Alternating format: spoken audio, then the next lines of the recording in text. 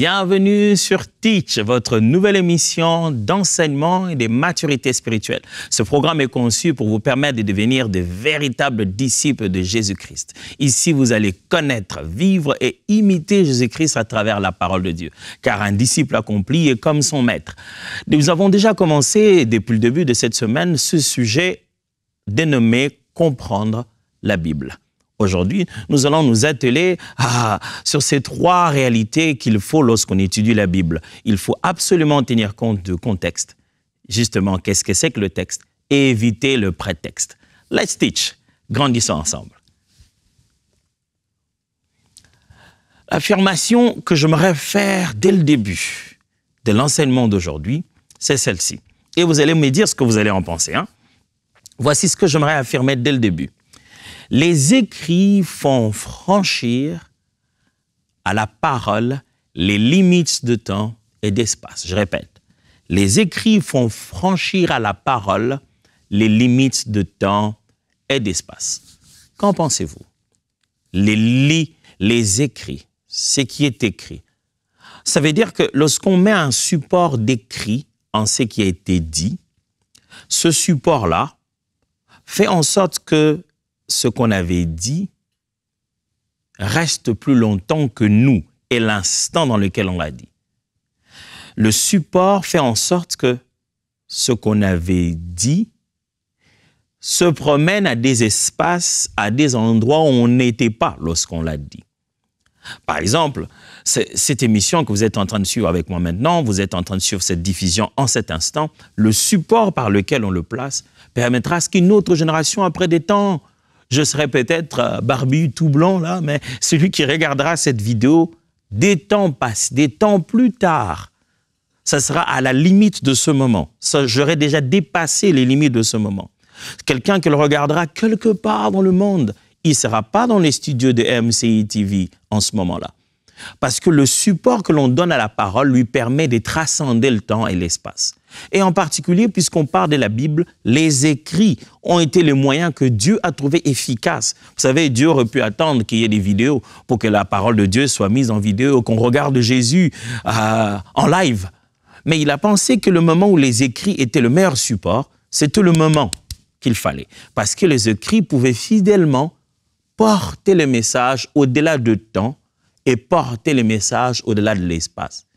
Dieu savait que pour prendre ce qui s'est passé à Jérusalem et l'amener partout dans le monde fidèlement, pour prendre ce qui s'est passé à cette époque-là et le rendre disponible à tout le monde jusqu'aujourd'hui, il fallait que ça soit écrit.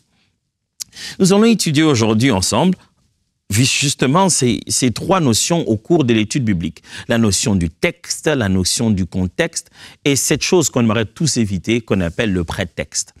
Mais avant tout, rappelons-nous sur le fait qu'il y a trois principes de base pour celui qui veut lire et comprendre la Bible. Premièrement, la Bible, on doit tenir compte de l'unité, de l'autorité, de la Bible. La première des choses, c'est l'autorité de la Bible. Qu'est-ce que ça veut dire? Pourquoi la Bible s'impose-t-elle à moi? Quand je l'ai lu, c'est un livre. Pourquoi ce livre s'impose-t-il à moi? Pourquoi ce livre est-il autoritaire sur ma personne? Pourquoi ce que je lis ici fait autorité? Vous savez, quand vous avez lu le code de la route, que vous prenez votre véhicule après, vous devez respecter ce que vous avez lu du code de la route. L'autorité du code de la route vient de la volonté collective exprimée à travers les institutions de l'État. Mais la Bible tient autorité sur nous à cause de son inspiration, d'où elle vient. Qui l'a écrit? L'auteur véritable de la Bible, c'est le Seigneur. Et l'autorité de la Bible est indissociable de son inspiration. Parce qu'elle est inspirée de Dieu, alors elle s'impose à nous, parce que c'est Dieu qui parle. Alors, quand on parle du texte biblique, souvenez-vous, le texte a autorité sur nous. On ne lit pas et puis on dit, bon, cette partie, moi je trouve que c'est discutable. Dieu quand même, il ne tient pas compte de nous, les êtres humains. Non, quand Dieu parle, on obéit. Il y a l'autorité du texte ou de la Bible. Deuxièmement, il y a ce qu'on appelle l'unité de la Bible. Lorsque vous lisez la Bible, la parole de Dieu, le texte, sachez-le qu'elle a de l'unité. Ça signifie que de Genèse à Apocalypse, vous lisez plusieurs livres, 66 que je vous ai dit, plus de 40 auteurs. Vous lisez plusieurs livres des styles littéraires différents. Mais en réalité, même si vous avez 66 livres, vous êtes en face d'un seul document. Dans quel sens? Au niveau du contenu et au niveau du thème. Ça signifie qu'au niveau du contenu de la Bible, de la Genèse à Apocalypse, au niveau du contenu, il n'y a pas de contradiction. Suivez-moi bien. Dans la Bible, que vous lisez du début jusqu'à la fin, rien ne contredit l'autre. Aucun livre ne contredit un autre. Par contre, vous avez des choses qu'on appelle des paradoxes. Et les paradoxes ne sont pas des contradictions. Une contradiction, c'est lorsqu'une idée, dans un même contexte, va à l'encontre d'une autre idée dans un même contexte. Mais un paradoxe, c'est lorsque deux idées qui semblent en réalité aller à l'encontre, l'une de l'autre, mais qui en réalité, lorsqu'on étudie leur contexte, on se rend compte qu'ils ne se rencontrent même pas. Deux contextes complètement différents. Je donne un exemple. Je suis au studio MCI. Atoms est au studio MCI. Atoms est chez lui en train de manger. Ces deux idées sont-elles contradictoires ou non? Il faut y réfléchir. C'est contradictoire si Atoms est au studio MCI et Atoms est chez lui en train de manger, si ces deux actions se posent au même moment, dans un même contexte. C'est pas possible. À moins que je me dédouble. Mais ce n'est pas possible. Je suis soit ici, soit à la maison en train de manger. Mais si dès le début, on dit qu'Atoms est chez lui à 12 heures, Atoms est au studio MCI à 15 heures, ces deux vérités, bien sûr, peuvent coexister parce qu'ils sont dans deux contextes différents. C'est des choses que vous trouverez dans la Bible. On appelle ça des paradoxes. Par exemple, vous trouverez des textes comme « Dieu s'est repenti d'avoir créé l'homme ». Ça, c'est dans le livre de la Genèse. Et vous vous rendez compte que Dieu ne commet pas de péché. Dieu n'est pas tenté par le mal. Et puis Dieu s'est repenti d'avoir créé l'homme. Est-ce que Dieu peut se repentir? Et vous entendez la Bible dire encore « Repentez-vous ». Mais si Dieu lui-même se repent, alors que c'est parce que vous avez l'impression d'une contradiction, parce que, en fait, il s'agit d'un paradoxe. Quand on dit Dieu se repent d'avoir créé l'homme, dans ce contexte-là, le verbe repentir ici ne veut pas dire que Dieu est revenu sur un péché. Ça veut juste dire que Dieu a réfléchi sur ce qu'il avait fait avant et a changé d'avis. Il s'est dit, je n'aurais pas dû le créer. Il ne s'est pas repenti parce qu'il y a un mal, mais il a changé d'avis. Mais nous nous repentons lorsqu'on parle de repentance, cette fois-ci dans le Nouveau Testament, il ne s'agit plus on n'est plus dans le même contexte. On est plutôt dans le contexte de l'homme pécheur qui a besoin de changer de vie. Donc, la Bible est unique. Elle a de l'unité de Genèse à Apocalypse dans le contenu, comme aussi dans le thème. Le thème veut dire que vous lisiez du début jusqu'à la fin, vous rendez compte qu'en fin de compte, il y avait une sorte d'introduction, puis de développement et une conclusion qui annonce très très bien la finalité et bien sûr, pourquoi pas les épisodes qui vont suivre. Et le thème principal, vous allez le découvrir, c'est Jésus-Christ de Nazareth. La Bible le dit d'ailleurs littéralement dans Jean chapitre 5, verset 39. Jean chapitre 5 au verset 39. Il est écrit ce qui suit. Vous sondez les Écritures parce que vous pensez avoir en elles la vie éternelle. Ce sont elles qui rendent témoignage de moi. Jésus est en train de dire aux Juifs, ça c'est le livre de Jean, la grande partie du livre de Jean raconte la période où Christ était du côté de Juda. Et il dit aux Juifs, vous regardez les Écritures en profondeur, vous sondez ce qu'il y a à l'intérieur, pensant trouver quelque chose qui puisse vous aider, mais en fin de compte, toutes ces Écritures ne parlent que de moi. Souvenez-vous, lorsqu'il parle aux Juifs sur les Écritures, il ne parle pas de la Bible, il parle de l'Ancien Testament. Les Écritures dont il fait mention ici, c'est déjà l'Ancien Testament. Et déjà, il leur dit que l'Ancien Testament parlait déjà de lui. Et le Nouveau Testament, comme nous l'appelons, c'est justement le développement de sa vie, de sa doctrine et de ses disciples. Donc, de l'Ancien au Nouveau, il est question de lui, l'unité de la Bible au niveau du contenu et du thème aussi. Mais la troisième chose qu'il faut savoir, avant que nous puissions toucher à ces trois concepts de texte, contexte et prétexte, c'est qu'il y a ce qu'on appelle la variété de la Bible. 3. La variété de la Bible. Ça signifie que quand vous lisez la Bible, vous devez savoir que les auteurs sont différents, les époques sont différentes, les émotions sont différentes, les humeurs sont différentes, les styles littéraires sont totalement différents. Sachez que vous êtes en face d'un document, mais varié en fait. Quand vous quittez Genèse, je vais dire quand vous quittez les livres de la Pentateuque, vous entrez dans un autre livre, vous avez un autre auteur. Je vous en parlerai. Vous savez, dans le canon juif, le livre de Josué n'est pas considéré comme un livre historique, mais plutôt un livre prophétique. Parce qu'il considère que Moïse avait dit que Dieu vous enverra un autre prophète, comme moi. Et il a donné Josué. Donc Josué est considéré comme un livre prophétique dans le canon hébraïque. Regardez bien, mes amis, ici, il s'agit d'un tout autre livre. Vous êtes en train de réfléchir dans une toute autre réalité. Vous êtes dans les prophéties de Jérémie et vous tombez dans les lamentations de Jérémie. Franchement, ce ne sont pas les mêmes émotions qui sont là. La Bible, quand vous êtes en train de lire les textes, tenez compte de sa variété. Alors, parlons donc de ces trois choses dans l'étude biblique. Le texte, le contexte et ce qu'il faudra éviter, les prétextes. Le texte de la Bible. La Bible est un mélange du canon juif, de ce qu'on appelle le Tanakh, et du canon chrétien. Donc le Nouveau Testament, comme nous l'appelons ainsi. Le canon juif, comme je venais de le dire tout à l'heure, c'est tous ces livres sacrés que reconnaît le judaïsme, que Christ a lu lui-même lorsqu'il était dans le temple, lorsqu'il entrait dans le temple. Et il dit que c'est tout cela qui parle de lui. Tanakh veut dire Torah, Nevim, Ketuvim, veut juste dire la loi, les prophètes et les autres écrits. Tous ces écrits qui constituent l'Ancien Testament et ce qui constitue le Nouveau Testament, c'est ce qui constitue le texte de la Bible. Les enseignements, on y trouve aussi une différence convergente, je vais dire, parmi les livres qui permet de catégoriser ces livres-là. Ces livres sont différents, mais ils se rencontrent à un point. Et ce qui permet à l'étudiant du texte de catégoriser ce texte-là. C'est là que vous entendez parler de livres historiques, livres prophétiques, livres poétiques.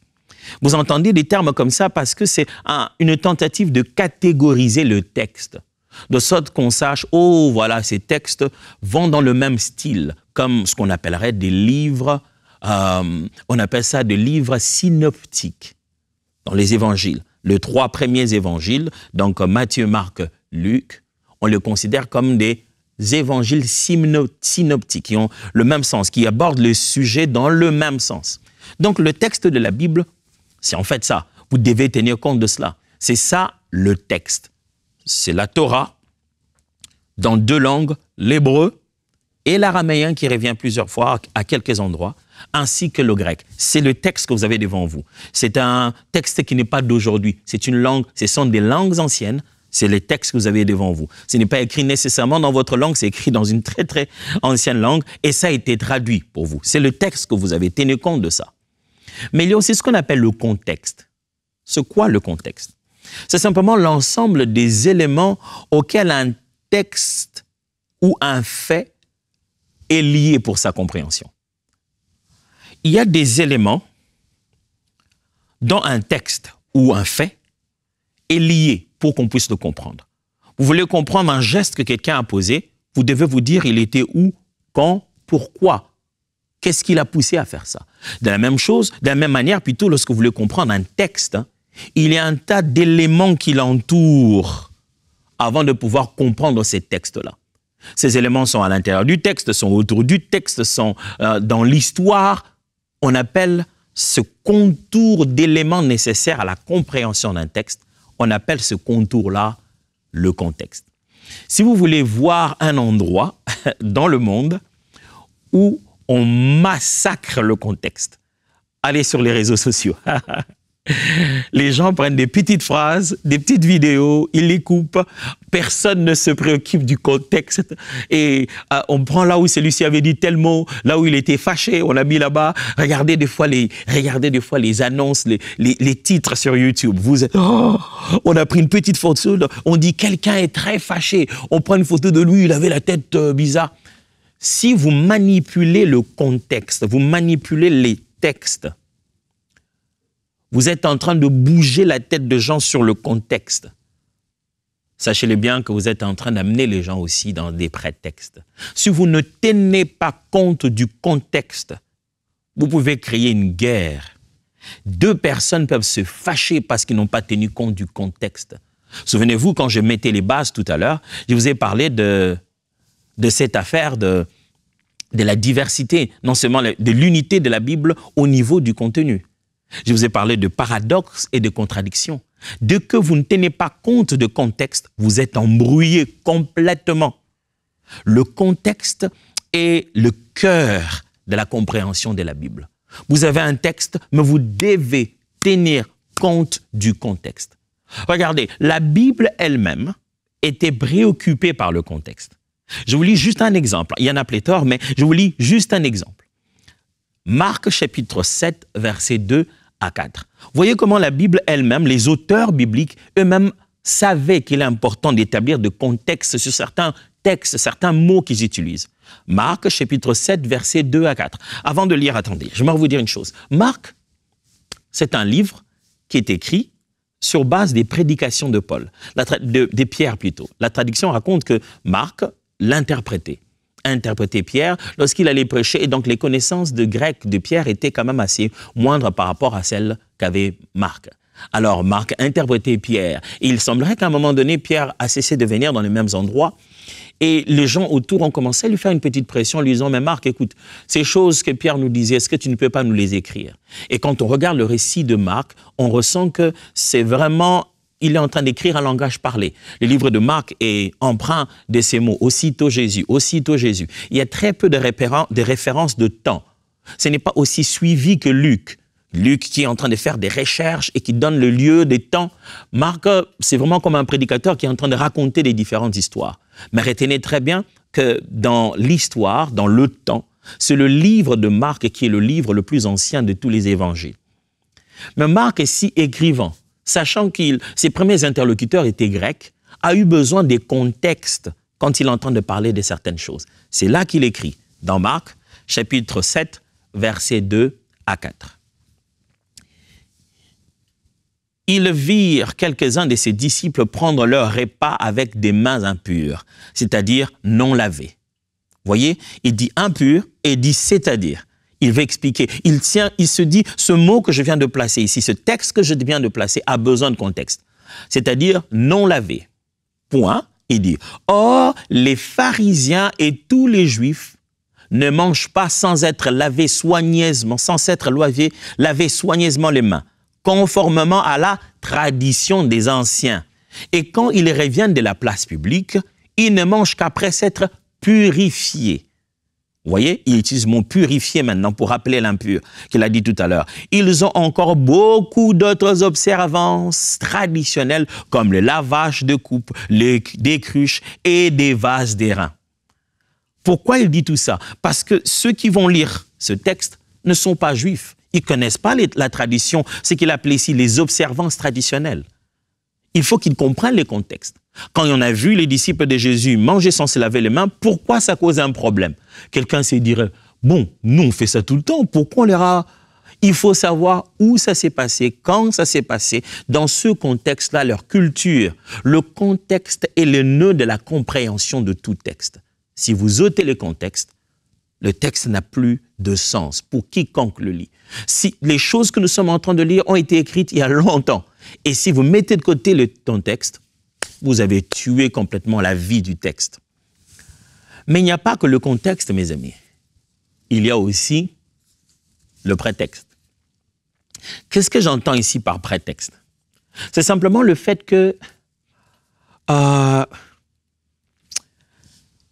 on prétende des choses sur le texte en utilisant des données imaginaires. Il y a bien de fois où des gens font sous-entendre des choses qui ne sont pas là. Font penser à des choses, ils se disent, si la Bible dit ça, donc, ils font des syllogismes dont les prémices ne se trouvent pas dans les textes. C'est ce qu'on appelle un prétexte. Commencer à forcer le sens du texte par des éléments imaginaires qui ne sont pas à l'intérieur du texte. Et c'est ça qui a causé tellement d'hérésie. J'ai vu plusieurs fois des gens prendre la Bible, après l'avoir lue, ils se mettent à dire des choses qui n'y sont pas. Et ce qu'il dit, il ne l'a même pas lu. Ça a causé tellement de tort à l'Église du Seigneur. Ça a tellement dérouté des disciples de Jésus. Et le but de cette émission, c'est réellement faire de vous des disciples de Christ. Et pour cela, vous devez comprendre ce qu'on appelle un contexte. Il y avait un moment, je ne sais pas si vous avez vu ça, j'ai vu ça en allant aux États-Unis. Une entreprise, je n'aimerais pas la citer, faisait sa publicité. C'est une entreprise, je crois, d'assurance. Et pour faire sa publicité, elle se basait seulement sur des erreurs, des jugements que nous avons des fois. Et j'aime toujours une image qu'ils mettent là. Ils donnent l'image d'un jeune homme qui est arrivé chez lui. Je pense qu'il est arrivé plutôt dans la maison de sa fiancée, de sa copine, pour lui faire une surprise. Il ouvre, il voulait préparer à manger. Et quand il arrive, qu'est-ce qu'il fait? Il prend la nourriture, tout ce qu'il avait autour de lui, il va en cuisine. Quand il commence à préparer, il y a la sauce qui est toute rouge. À quelques instants avant que la fiancée n'arrive, le chat se met à s'agiter. Il s'agite à gauche, à droite, c'était un chat blanc, le chat de la fiancée. Et pendant qu'il est en train de bouger à gauche, à droite, il essaie de l'attraper. Le chat fait tomber l'assiette qui avait la sauce rouge. La sauce est par terre. Et c'est à ce moment-là même que le fiancé réussit à le tenir, à attraper le chat. Mais en sa main, il avait un couteau avec lequel il travaillait. C'est à cet instant juste que la fiancée ouvre la porte et trouve son copain avec un couteau à la main, son chat à la main et par terre quelque chose de tout rouge. Ta-da-da-da. Et on regarde dans le visage de la jeune fille, comment elle est choquée. Elle dit, c'est pas vrai, qu'est-ce que c'est? Qu'est-ce que tu veux faire? Vous savez, lorsque le contexte n'a pas été pris en compte, ça peut produire des sentiments, ça peut produire des sensations, ça peut même créer des hérésies de foi. Les gens peuvent même croire à une chose qui n'existe pas. Si quelqu'un n'avait pas vu cette vidéo, pour voir dès le début qu'il s'agissait de la nourriture et non pas du sang, qu'il a attrapé le chat pour le sauver de la casserole et non pas le tuer, et que le couteau qu'il tenait entre ses mains, c'était pas tuer les chats, c'était pour couper la nourriture. Si tu n'as pas tous ces éléments de contexte, tu finis par faire une très mauvaise interprétation, on appelle ici un prétexte. Et pour ça, il faut commencer par comprendre le texte tel qu'il est, sans rien y ajouter. Parce que le texte de la Bible, ce sont des langues qui ne sont pas les nôtres. On doit bien le comprendre et bien les saisir. Dans ma vie, j'ai rencontré beaucoup de personnes qui croient à différentes choses au sujet de la Bible. Et en grandissant, il y avait ce célèbre groupe de prières et des rencontres qui s'est basé sur un texte de la Bible. L'épître qui dit vous, petit enfant, vous êtes des dieux. Juste ça.